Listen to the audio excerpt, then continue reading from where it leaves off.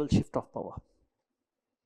So the structural power which the Western countries were exercising, including of course their control over the Bretton Woods system and American control through its dollar domination, all of them started to crumble because of the impact of sanctions and Russian maneuvers.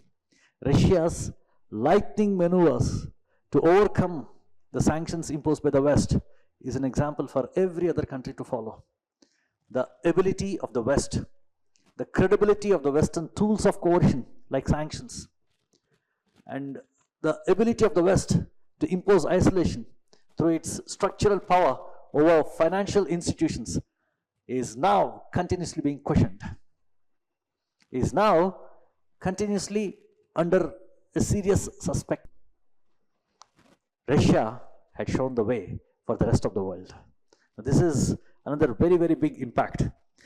Also, please remember that this conflict also began to impose some serious doubts about American financial hegemony.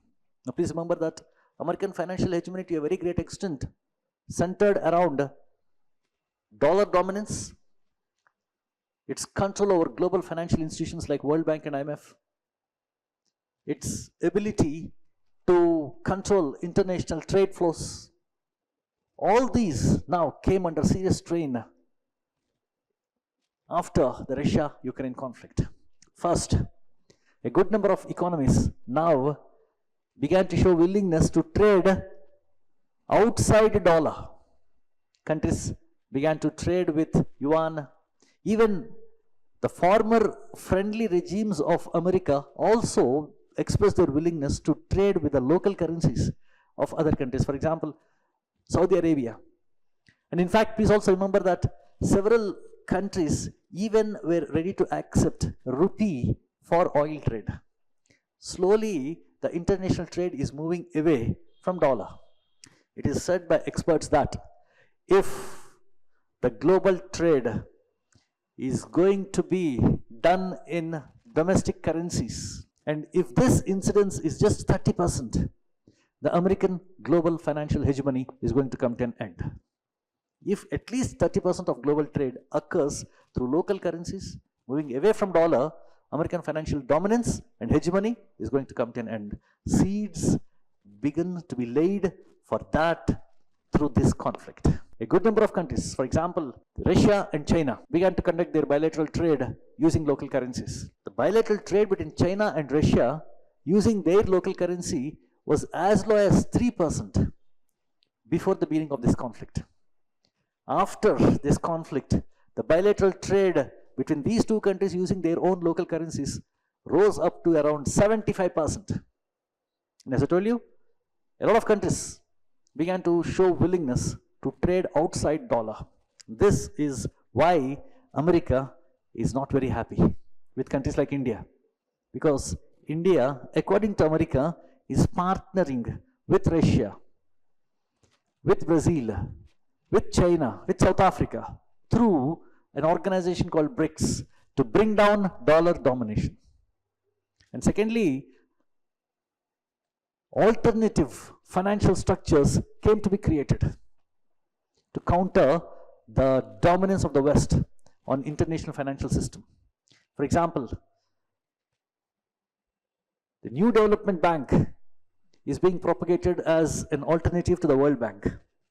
And secondly, the contingency reserve arrangement, which is also proposed by BRICS, is being propagated as a mechanism to help countries face balance of payments crisis, which traditionally, previously, was being done by the International Monetary Fund. So alternative financial structures also came to be created.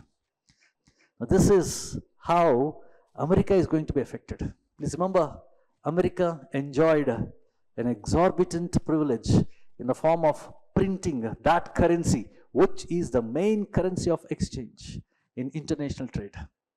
America could, with its power to print new dollars, finance huge fiscal deficit, weaponize sanctions. America could control trade flows across the entire world. That dollar domination may be coming to an end the seeds of which were laid in the course of this Russia-Ukraine war. This is how America came to be affected. This is the impact of this conflict for the Western countries, for West Europe and America specifically. It is now that strategic experts are speaking about a new game that Russia had begun.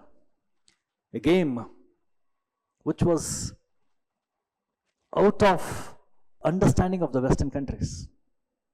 NATO and the West were trying to militarily contain Russia by using economic sanctions or economic weapons. Russia had an altogether different game plan before this conflict. Russia began to systematically uproot Western financial dominance and hegemony. Russia also began to lay bare before the entire world the truth about the shallowness of American and West European sanctions as an effective geostrategic tool to influence policies of other countries. Russia also laid bare the fragility of dollar domination and also began to show to the world that yes, there are alternatives. We cannot allow one big power to enjoy such great privilege of controlling that currency and its flow, which is the main medium of exchange for the entire world's trade. Russia had begun to show to the world this reality. Russia, through this conflict, also exposed to the world the cracks and the fractures that were there, which previously remained hidden within NATO, North Atlantic Treaty Organization.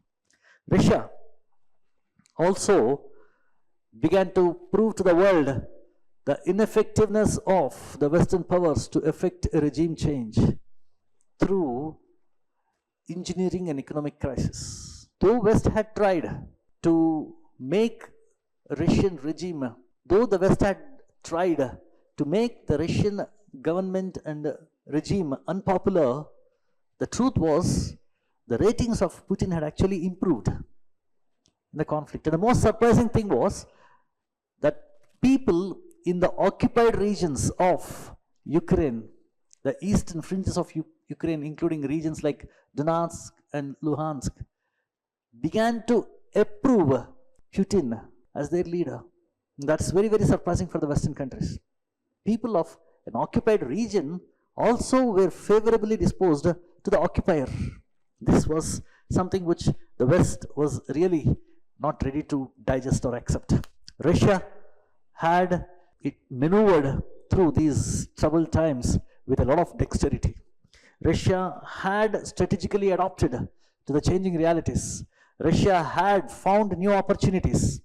Russia had forged new alliances and strengthened the previous alliances. Russia redirected the trade flows and redrew the trade maps in Eurasia. Russia pivoted away from the West and began to recalibrate and re-establish itself towards Russia's east and towards Russia's south. This is the Russian pivot to Asia Pacific. Russia took the occasion of its conflict with Ukraine to establish itself in a more effective way throughout this entire period. Now, this is a lesson for the Western countries. This is a lesson for the Western countries to see the reality in a much diverse perspective. It is a lesson for the Western countries to realize the ineffectiveness of the weapons at its disposal to coerce a country. It is a lesson for the Western countries that diplomatic pressure and coercion, as well as deterrence imposed through economic weapons, have their limits. Overall, as we discussed in an earlier lecture, Russia-Ukraine conflict had altered geopolitics, had altered the nature of geopolitics in a tremendous way, probably in a way which cannot be reversed again. This probably is new path that the world had embarked upon to realize multipolarity and to realize decentralized financial mechanism which can serve the countries better. Hope this video would help enrich your preparation for civil services. Thank you so much.